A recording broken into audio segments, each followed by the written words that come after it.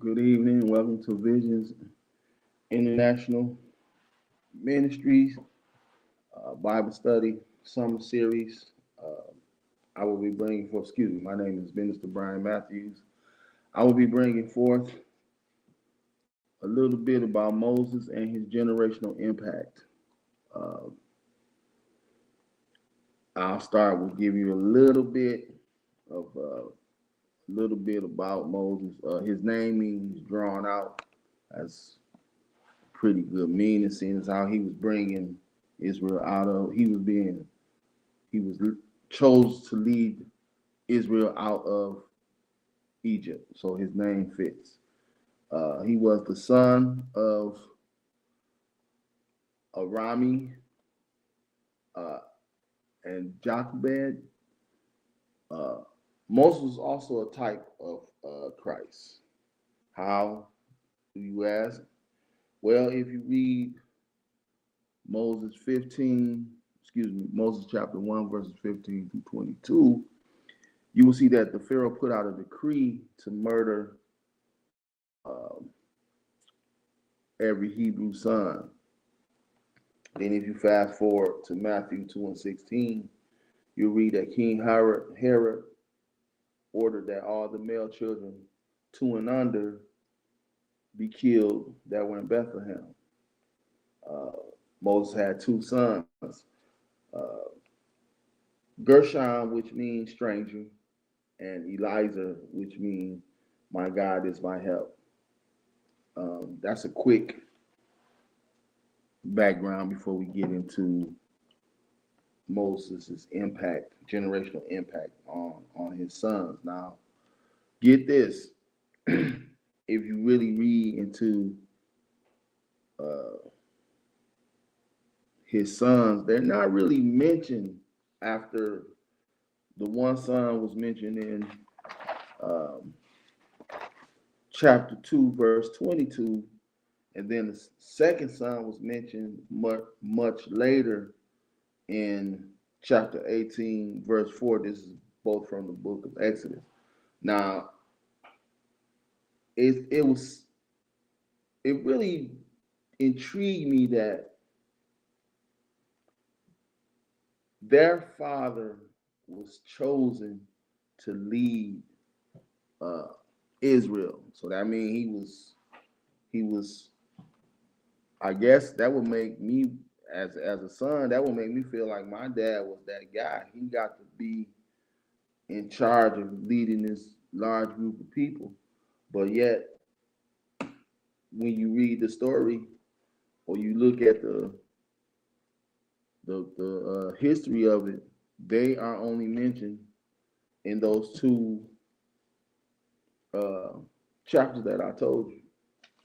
Now, if we break down some of the generations, I'm gonna focus on three. By the way, I'm gonna focus on three things uh, or three characteristics that may have impacted his sons the way it did. Uh, a lot of us know that Moses had anger issues. Um, one of them was when he came down and saw them in their idolatry, and he smashed the 10 Commandments that God had just given him. Now, he also had another uh, anger or rage moment. Uh, but let's look at that for a minute. His anger issues. Now, we don't know how old his sons were when they probably first caught a glimpse of their dad's anger. Were they in the crowd when they saw him throw when he threw the tablets down?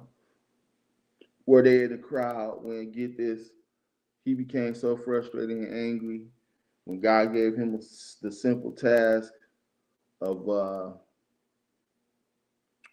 speaking to the rock? Because in this particular point, They were complaining about they were thirsty and wanted water, and Moses became so angry and frustrated when God gave him a simple task of speaking to the rock. Out of his anger, he struck it. Well, his rage led to disobedience, which is another thing his sons probably. This all speculation because we don't know how far along they followed their father on the journey. Did they make it to the rock, or did they veer off earlier? We don't know because they were spoken of in two different times. Uh, if you want to know about Moses' rage, you can read that in Exodus chapter 32. That's the when he threw the tablets down, and Numbers 20. Um, this one was a little for me. I had to reach a little more because once again, because his sons weren't really a part. So many different avenues we could go down to why his sons didn't follow in his footsteps per se. I mean, look at Aaron. Aaron was a Levite priest, and his sons became priests. Did the cousins have a rift? Was it a problem within the family dynamics that caused his sons to be like, "No, I don't want to"? Was it because they saw their father in ways or in other avenues, especially with the anger? When you see your parents in that light, anger or uncontrollable rage, it does change your thinking about your parents. Um, Moses had a slight uh, problem with disobedience. That goes back to, when God told him to speak to the rock and he was angry. I never thought that. I never thought about it that anger caused you to be disobedient. But if you look at it in your moment of rage, whatever it was that somebody told you to do, even when you've been angry as a kid or in a bad place as an adult, somebody telling you to calm down, you're not listening to that. That's disobedience.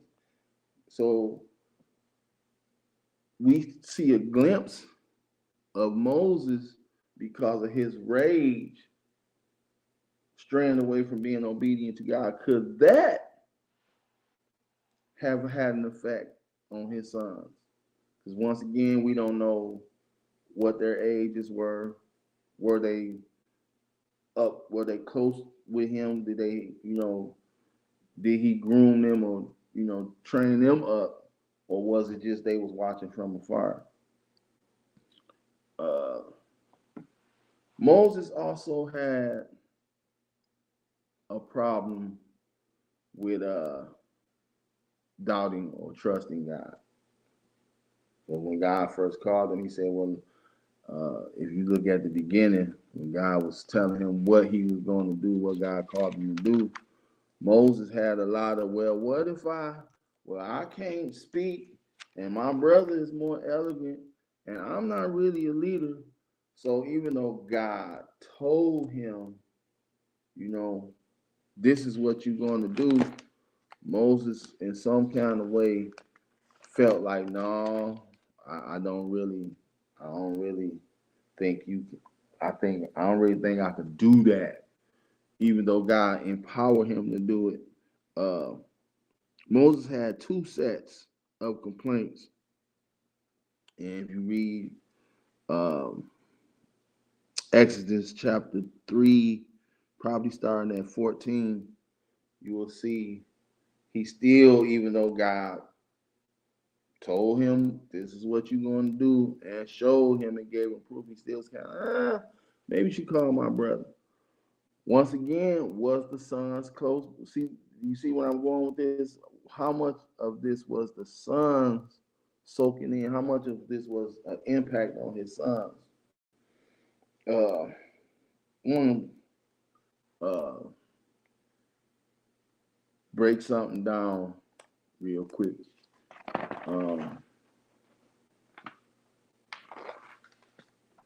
As fathers, we don't really know right away the impact that we have, especially the generational impact that we have on our children, especially our sons, being negative or positive. We don't know how much of us they soak up. If you look in our community,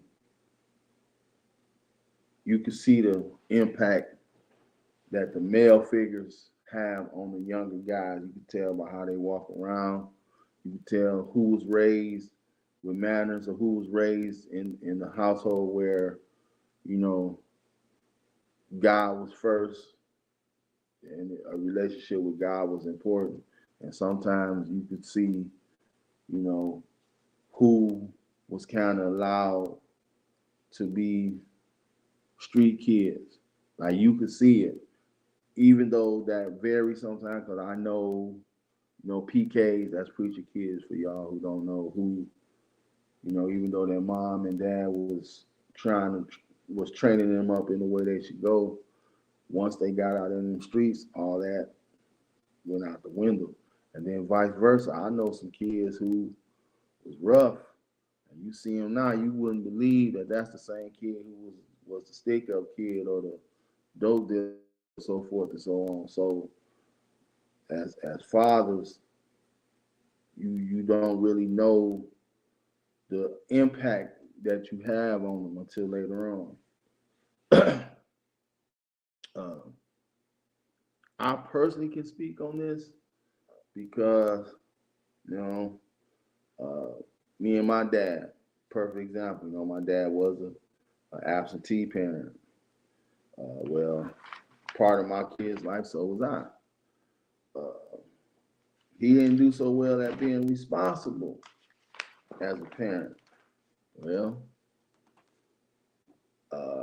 and the point of my parenting, so was I.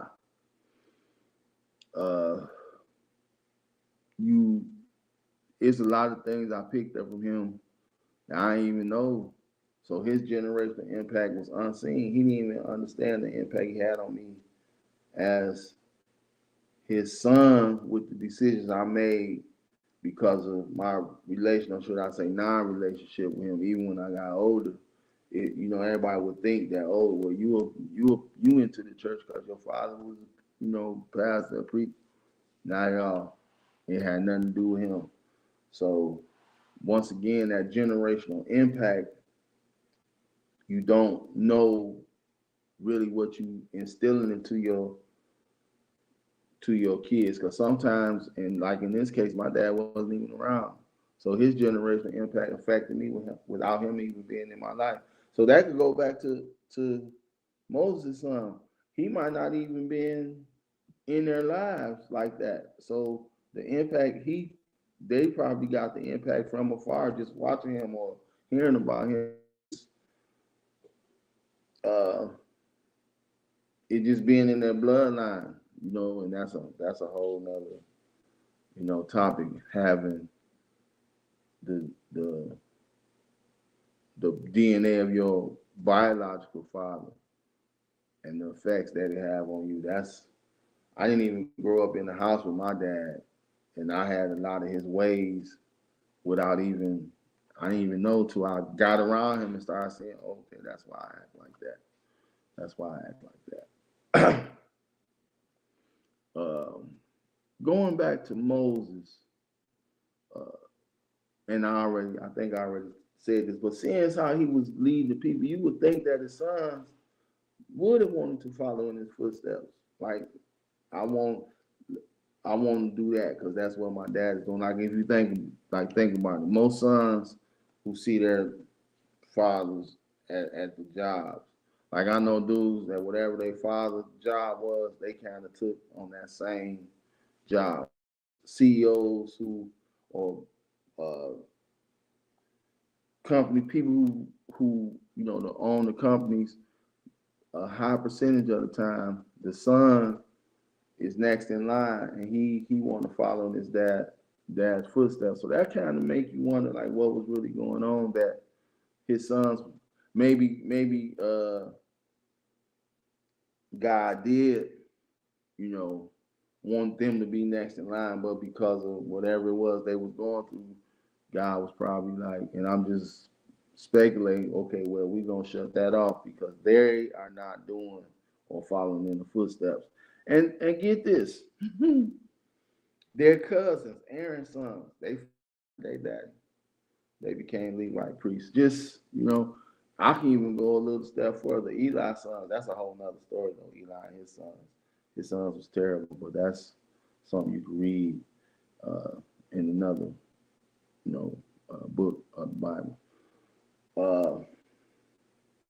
Trying to get us to wrap our minds around. Moses had an impact really on the whole nation of Israel, but I'm kind of focusing on his impact on his sons because they are from his loins, those his sons, and nowhere else in the Bible are they mentioned. So it's like, what could have possibly happened that caused them not to want to be a part of this, or fall in line with what their cousin was doing with their father.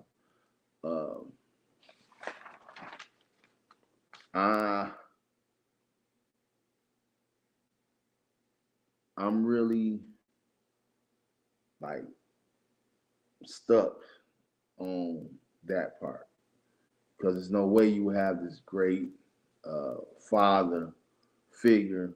Yeah, he had his faults, but he still showed that he was a man of God. He still showed that he was willing to put in the work and do what God called him to do in the midst of everything that was going on. I mean, I think what Moses was dealing with. He had a sister who didn't like his wife. He had a sister and a brother who was complaining about him being in leadership position.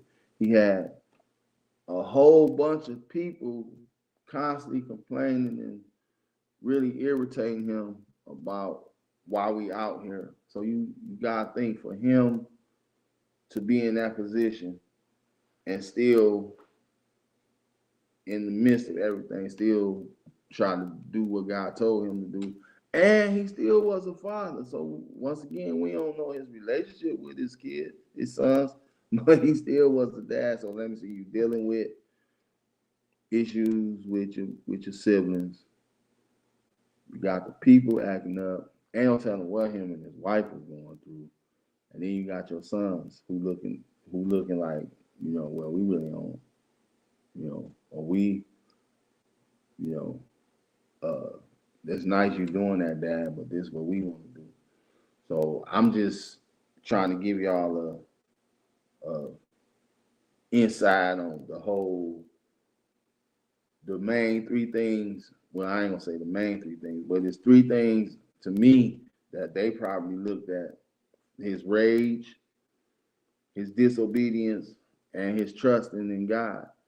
That could have had a generational effect on the people too, because everybody didn't cross over into the promised land, including Moses, because of his rage and disobedience. So once again, that could have been, you see where I'm going, that could have affected his sons. Like, man, all that work he did, he don't even get to go because he was mad or he did this. So we don't know what the conversations were. We just know that Moses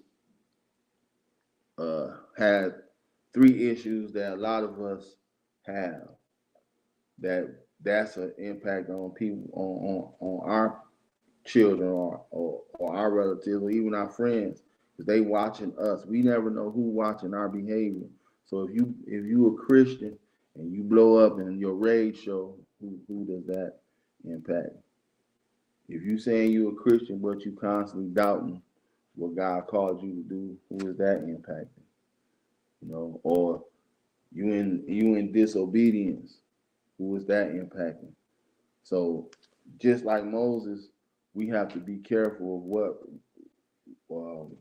how we deal with our character and our emotions, and where to set us as far as being leaders, because we could tell ourselves that, we don't care who looking or who watching and but we do care. We do care who watching us. We do care who listen to us. And as Christians, we have to be very aware of our surroundings. We have to be very aware of how we acting, not just when people around, but when people not around. We do have to check our character. And I think with Moses, once he really started understanding who he was in God and who God called him to be, he started developing more godly characteristics. And that's, who we should become as Christians. The more we grow in Christ, we should develop more Christian characteristics that line up with Christ, so the impact will be more positive than it is negative. I hope that this word that I brought forth gave you a little more understanding on how Moses impacted his sons, not only his sons, but the whole nation.